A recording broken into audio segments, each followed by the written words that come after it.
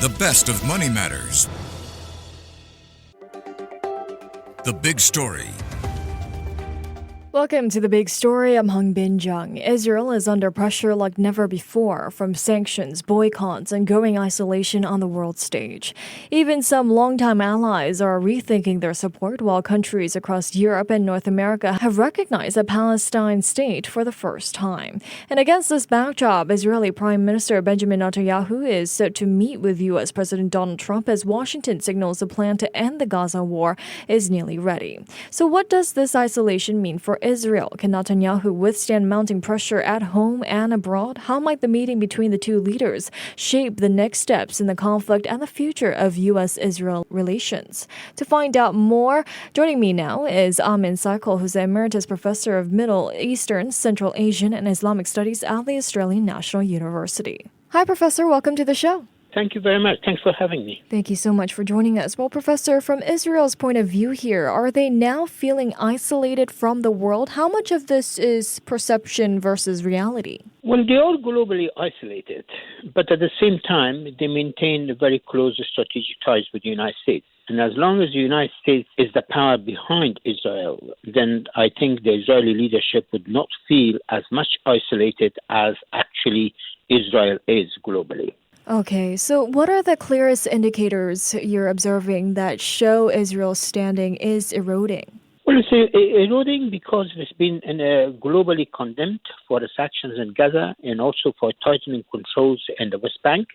And, of course, the United Nations Commission of Inquiry has come up with a very firm conclusion that Israel has been committing genocide and is committing genocide in Gaza. And I don't think there can be more indictment than that unless or until the International Criminal Court, the International Court of Justice comes down with its conclusions. So how much strain is this isolation putting on Israel's government internally? Do you see cracks forming in Netanyahu's coalition? Well, it seems that it's not having any impact on the Prime Minister Netanyahu and his hardline ministers, who are really basically dominating the ruling party or the ruling coalition in Israel. And Prime Minister Netanyahu, as he has alluded several times, he wants to create the greater Israel, that is from the Jordan River right to the Mediterranean Sea, which could also involve not only annexation of Gaza and the West Bank, but also the southern parts of Lebanon and southern parts of Syria. These are the places where the Israeli Defense Forces have been able to expand their footprint and last many months.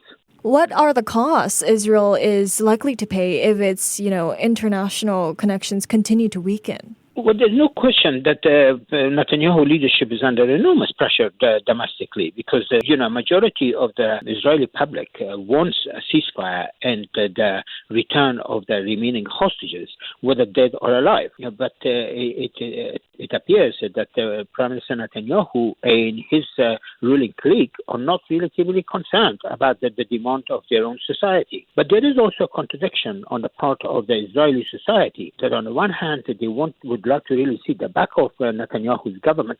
On the other, a majority of them is still in favor of Israel continuing its operations against the Palestinians.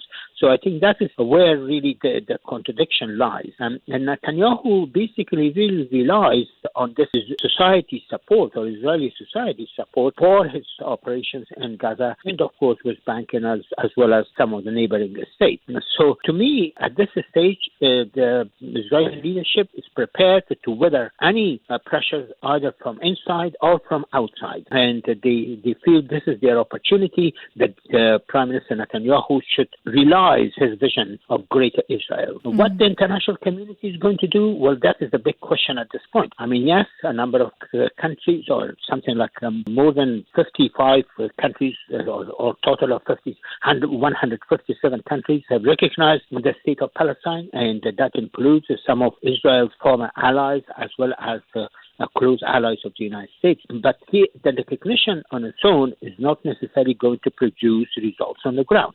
So what is really needed is that recognition has to be given the necessary teeth, and that is that it has to have certain plans which needs to be implemented. Some certain measures have to be implemented in order to make it absolutely aware, not only to Netanyahu leadership, but also to President Trump's leadership, that the two-state solution is the only credible solution on the table and nothing else will work. And as a result, if the two solution is not implemented, then I think this conflict, Israeli-Palestinian conflict, and wider conflict in the region, most likely to continue. So how long more can Israel, withstand this level of backlash? At what point does isolation begin to harm, core national goals? Only when the outside world, and particularly those countries which have been supporting Israel and supplying arms to Israel, and that, of course, the United States is a lead in that respect. And when the countries around the world, and more specifically the United States and its allies, cut off trade and economic ties with Israel and reinforce the sanctions against not only certain individuals in the Netanyahu's cabinet, but more importantly, Netanyahu's government as a whole, and also use their trade and economic leverage in order to put more pressure on the Israeli leadership, and also at the same time try to persuade President Trump that what Israel is really doing is not going to be in the long-term or medium-term interest of Israel, or for that matter, the United States in the region.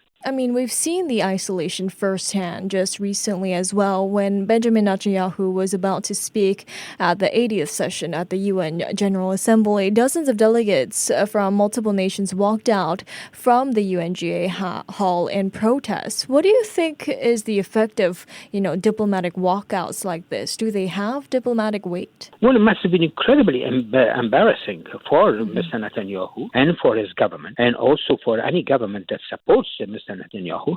But then on the other hand, we know that over the last 2 years, Netanyahu's leadership has succeeded to weather all sorts of embarrassments and all sorts of pressures from both inside Israel and outside Israel. And I think at this point, he's determined to really continue the path on which he is riding at present. I mean, the only hope that really exists is for President Trump now to exert sufficient pressure in terms of using America's partnership with Israel as an important leverage to alert Mr. Netanyahu that the best option open to him is to declare a ceasefire and secure the return of the hostages. And as we know, the Hamas has already announced that they've lost contact with two of the hostages, and perhaps they may have already been killed by Israeli bombing, and if there are more of them alive, they may also be killed. And I think this is not what the Israeli society wants. Can then these symbolic acts cumulatively lead to policy shifts, especially for Israel? Well, I mean, it's very possible that, these symbolic acts, if they are really reinforced with practical measures.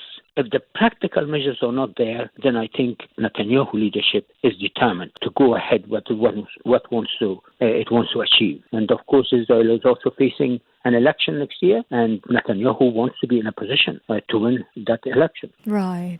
Well, in the last few weeks as well, major powers like the UK, France, and Australia recognize Palestinian statehood. How significant is that shift? I mean, does it signal a breaking of long-standing diplomatic norms? Well, it is an important shift, and of course it reflects a shift in the international opinion against Israel in favor of the Palestinian cause. But as I said earlier, these recognition their own would just have symbolic meaning unless they are forced by practical measures. And if these countries do not take the necessary practical measures, then I think the recognition on its own is not going to really produce any difference on the ground or amelioration of the conditions from which the Palestinian people are suffering. I mean, Netanyahu has warned that Israel may need to start or may need to stand on its own for years to come. Do you see that as a realistic path forward? Well, I don't think Israel will be able to stand on its own for very long if, for example, the United States cut off its arms supplies and economic and trade ties and financial assistance to Israel. Israel has been able to execute the sort of its military campaign largely because that it has the military, financial, economic backing of the United States. As long as that remains the case, then it's going to be very, very difficult for the international community to be able to refrain Israel from doing what it is doing. And I don't think that either the Arab or, for that matter, Muslim, or the combined Arab and Muslim countries, or for that matter, the international community as a whole is prepared to engage in military actions against Israel. And therefore, I think it is the key really lies with Washington. If Washington wants to see the carnage in Gaza and the war stops, it can actually stop very quickly by simply cutting off supply of arms to Israel. Of course, there are certain other countries as well which is really supplying arms. For example, Germany. Germany also has to really stop that. And even today, there have been reports that while British government has recognized the Palestinian state, but still some British arms go through to Israel. I think the supply of arms, financial assistance, and economic ties and trade ties are extremely important in terms if they are really used as a leverage in order to put greater pressure on the Israeli leadership. Well, Mr. Netanyahu is set to hold a crucial White House meeting with Trump later today for a high-stakes discussion. What are the main items likely on the agenda here? I mean, Trump did share his 21-point plan last week. How realistic is his proposal, and how much of it will be discussed? Well, I think we don't know really the details of the 21-point plan. What has been leaked so far is that they would like to set up a transitional authority, and one name that has been floated as the head of that authority is the former Prime Minister of Britain, Tony Blair. But we know that in the past, Tony Blair has had a very close relationship with Israel, and it has been a very staunch supporter of the state of Israel. And we also know that Tony Blair had made a huge mistake in